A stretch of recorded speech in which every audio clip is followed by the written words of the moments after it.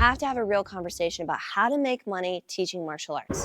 Hey everybody, my name is Jennifer Waters and I'm the founder of 7-Figure Dojo, where we help martial arts school owners turn their passion into profit. Today, I want to talk about how do you actually make money teaching martial arts and how do you do it in a way that separates you from everybody else in your town. Now, I'm actually here inside of my 7-Figure school on one of our days off from classes. I want to just let you know that the things that I've found in the past 14 years of running this school at over $1 million a year that have made a huge difference in how I see the people that actually make money teaching martial arts and those that always scrape by. And by the way, we used to be there. Years ago, my family was about to shut down our martial arts school because we just had more month than money, so to speak.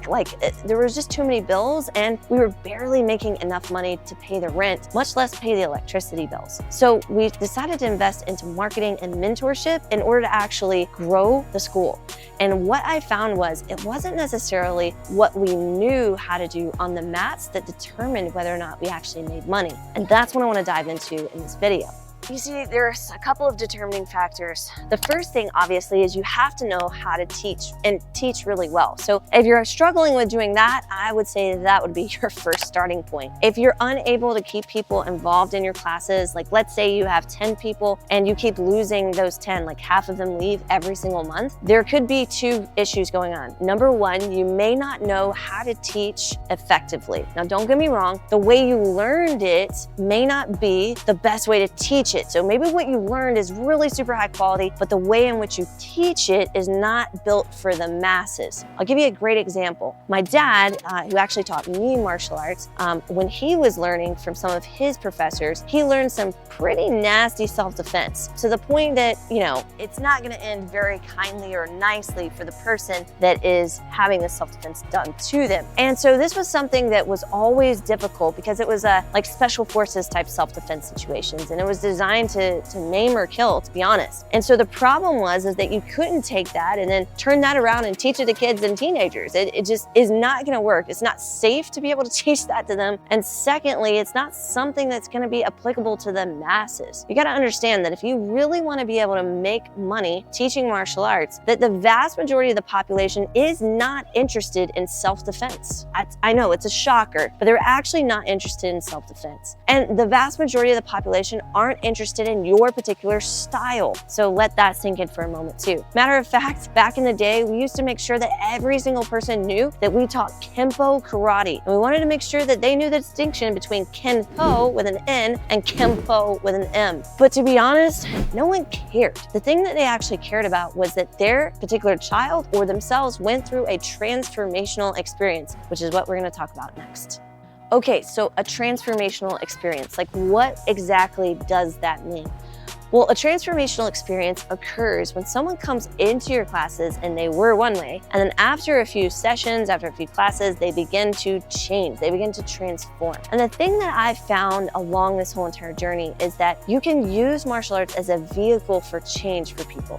Now, don't get me wrong, people need to be getting better in their martial arts skills. Like you can't just be bringing them in and they look the same way that they did 6 months after they started. They should have made some improvement in their overall ability and their skill set. But they should have also had some type of transformation for themselves personally, okay? So meaning when this person came in, there was a certain level of confidence that they came in with. There was a certain level of discipline that they came in with. But after a few classes, after a few months, they started to change. They started to transform. Something happened to them as a result of them being at your school. And if you can create that sort of atmosphere, you will instantly get more students because of the referrals that are gonna be coming into your school. People want to talk to other people, not when they've experienced something great, but when they've experienced something transformational. Think about that for a moment. Think about the people that you've met that had some sort of transformational experience in their life. Like literally their life changed after a certain thing happened to them. They tell everybody about it. And that's no different than you and what you teach in your martial arts school. It has to be more than just punches and kicks or chokes and triangles if you really want to make money in martial arts.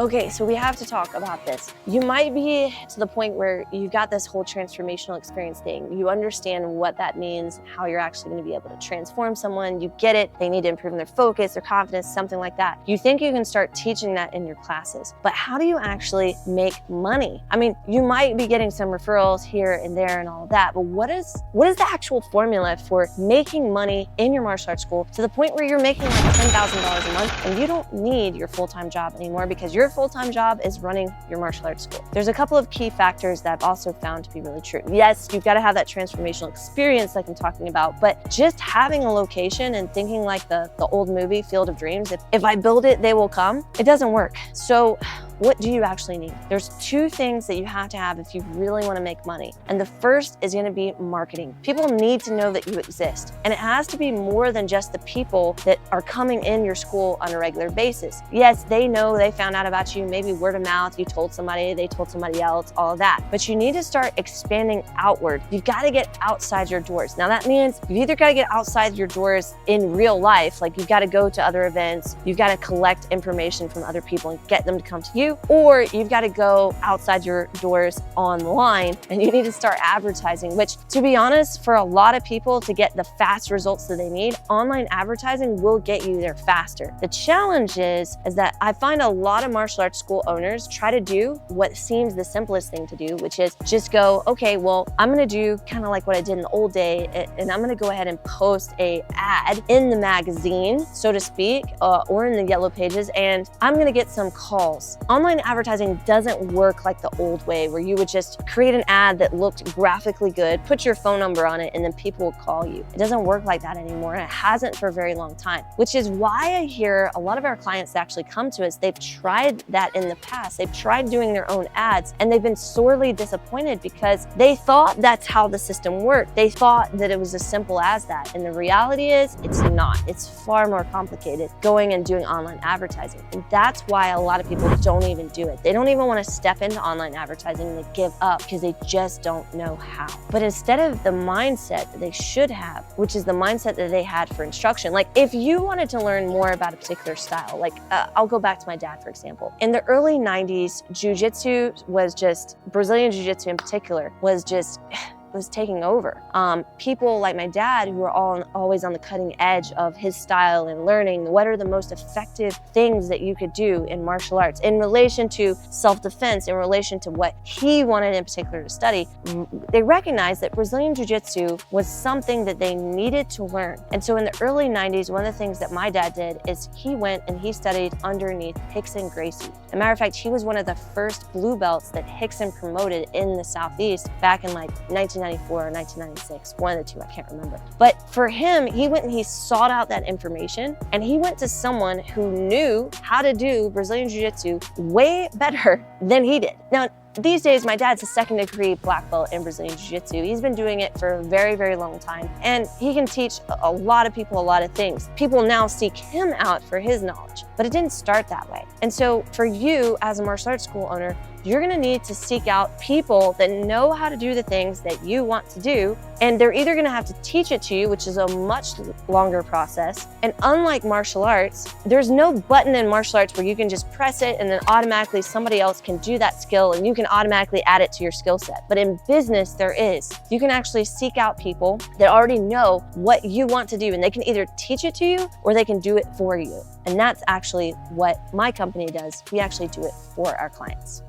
So if you're really thinking about how to actually make money with your martial arts school, you got to get that marketing side down, and you got to figure out what those next steps are so that the whole entire population in your area actually knows about it. But the next thing that you've got to do is you've got to learn how to sell. Now, I'm not talking about like the crazy salesman where you're selling used cars type of thing. But what I am talking about is you have to learn how to show a disproportionate amount of value, where somebody coming in your door cannot mistake the fact that you really really care about them and you care about building that transformational experience. Now, once you have that down, once you've got that sales speak down where you can explain what the benefits are, how you're gonna help them transform their lives, and then you can go through and show them the price and then help that person understand that this investment into that transformational experience is very little compared to what they're gonna receive over a long period of time. If you can do those things, then and only then will you start filling up your school and transform it into a very bustling school with lots of students on the mats, lots of people getting results, lots of people testifying and telling other people that they are excited about coming to your school. This is how you can make money. This is the exact same way that we took our school from making a few $1,000s a month to making over $1 million a year in about 4.5 to 5 years. And I know you can do the exact same thing too. Hey, listen, if you want more information about how we can help you do that, just go to sevenfiguredojo.com and you'll get all that information. But I will be looking forward to seeing you back here on this channel for more ways to make money with your martial arts school. See you in the next video.